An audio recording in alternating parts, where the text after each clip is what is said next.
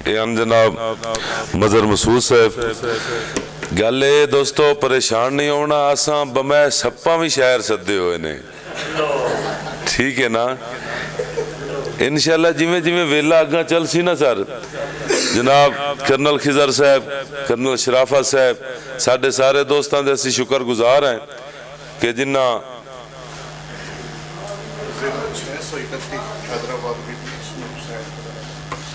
0631 Hyderabad number की गड्डी है, उन्होंने थोड़ा जहा सैर तो करो, मेरे ख्याल राह रोके हुए ने जी। इस दौरे जो राह रोक लेंदा उस जेड़ा राह ही कोई नहीं होंदा। मैं दावा देसा जनाब इत्तेफाक भट्ट साहब होरां दोस्तों, कोई थोड़ी जी सन्नाटे की ला चाड़ होवे ना तो असी इस बारी तरतीब होर रखू सी, ए जिहड़ी अलिफ बे वाली होंदी है वो आखिर तो साडी वो सोच तब्दील हुई है, तो इस वास्ते कोई हो जाए तो गलती हो माजरत करसा है।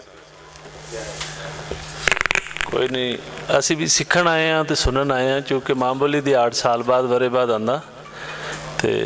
2-1 शेर तुहाडे नज़र करने के। कंडियां परे शहर दे विच मैं फुल पिया वंडदा फिरना, कंडियां परे शहर दे विच मैं फुल पिया वंडदा फिरना, अपने लुटड़े पुटड़े शक नूं, अपने लुटड़े पुटड़े शक नूं मैं आपे पंडदा फिरना, कंडियां परे शहर दे विच मैं फुल पिया वंडदा फिरना, मेरी एनी उम्र तां नहीं सी मैं जिन्नी लम्मी कढ लई है,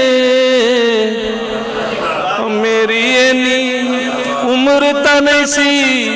मैं जिन्नी लम्मी कढ लई है, हवरे केड़ी आस ते फिर मैं, हवरे केड़ी आस ते फिर मैं एडा हंडदा फिरना, कंडियां परे शहर दे विच मैं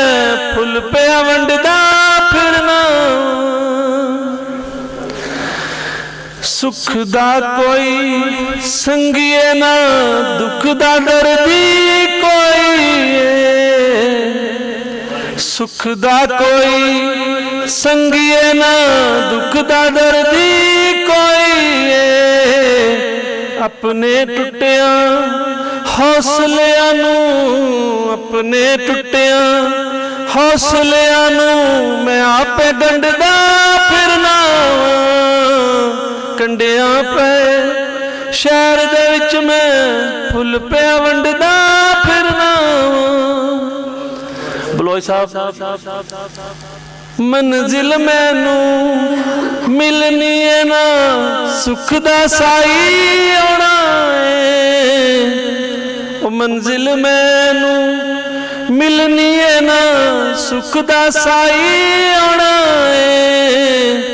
टुर टुर अपने पैरां नूं मैं, टुर टुर अपने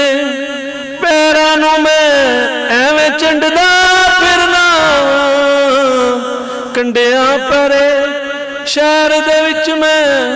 फुल पिया वंडदा फिरना, कोई ते मेरे दिल दी पुछे, कोई ते मेरी सांझ नूं आवे, कोई ते मेरे दिल दी पुछे, कोई ते मेरी सांझ नूं आवे, लेखां दे नल लुकण मिटी, लेखां दे नल लुकण मिटी एवें टंडदा फिरना, कंडियां परे शहर दे विच मैं फुल पिया वंडदा